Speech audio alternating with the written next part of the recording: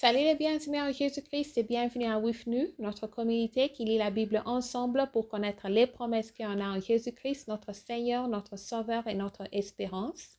Nous continuons avec Matthieu chapitre 9. Guérison d'un paralytique. Jésus étant monté dans une barque, traversa la mer et alla dans sa ville. Et voici, on lui amena un paralytique couché sur un lit.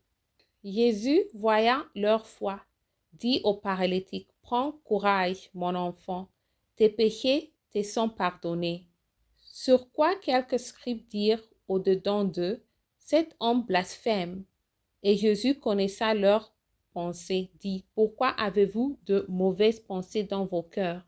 Car lequel est le plus aisé, de dire, « Tes péchés sont pardonnés » ou de dire, « Lève-toi et marche. » Or, afin que vous sachiez que le Fils de l'homme a sur la terre le pouvoir de pardonner les péchés.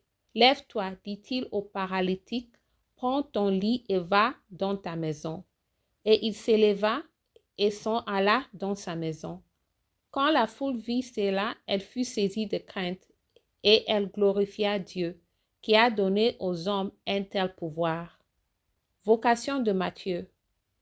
De là étant allé plus loin, Jésus fit un homme assis au lieu des péages, et qui s'appelait Matthieu. Il lui dit, « Suis-moi. » Cet homme s'éleva et le suivit. Comme Jésus était à table dans la maison, voici beaucoup de publicains et de gens de mauvaise vie virent ses maîtres à table avec lui et avec ses disciples.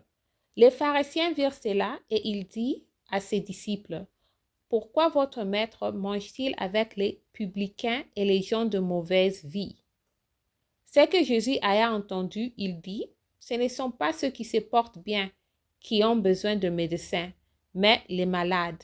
Allez et apprenez ce que signifie. Je prends plaisir à la miséricorde et non au sacrifice, car je ne suis pas venu appeler de justes, mais des pécheurs. » Question des disciples de Jean-Baptiste sur le jeûne. Alors les disciples de Jean virent auprès de Jésus et dirent, « Pourquoi nous et les pharisiens jeûnons-nous, tandis que tes disciples ne jeûnent point? » Jésus leur répondit, « Les amis de l'époux peuvent-ils s'affliger pendant que l'époux est avec eux? Les jours viendront où l'époux leur sera enlevé, et alors ils jeûneront. Personne ne met une pièce de drap neuf à un vieil habit, car elle emporterait une partie de l'habit et la déchirure serait pire. On ne met pas non plus du vin nouveau dans le vieil outre. Autrement, le outre se rompt, le vin se râpent et les outres sont perdus.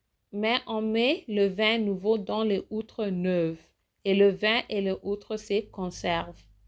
Résurrection de la fille de Jairus et guérison d'une femme malade depuis 12 ans.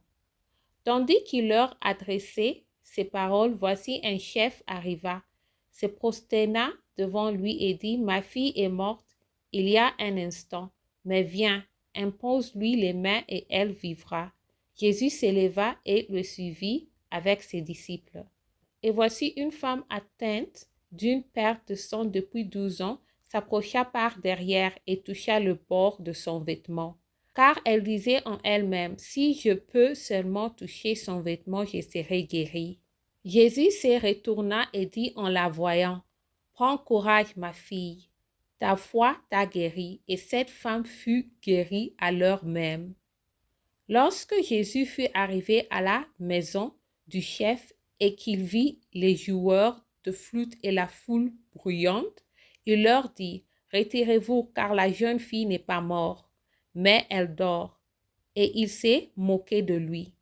Quand la foule eut été renvoyée, il entra, prit la main de la jeune fille, et la jeune fille s'éleva. Le bruit s'en répartit dans toute la contrée. Diverses guérisons. Étant parti de là, Jésus fut suivi par 2 aveugles qui criaient, « Aie pitié de nous, fils de David. » Lorsqu'il fut arrivé à la maison, les aveugles s'approchent de lui, et Jésus leur dit, « Croyez-vous que je puisse faire cela? » « Oui, Seigneur, lui répondirent-ils. » Alors il leur toucha les yeux en disant, qu'il vous soit fait selon votre foi. Et leurs yeux s'ouvrirent. Jésus fit cette recommandation sévère. Prenez garde que personne ne le sache. Mais dès qu'ils furent sortis, ils répartirent sa renommée dans tout le pays. Comme ils sont allés, voici, on amena à Jésus un démoniaque muette. Le démon ayant été chassé, le muette parla.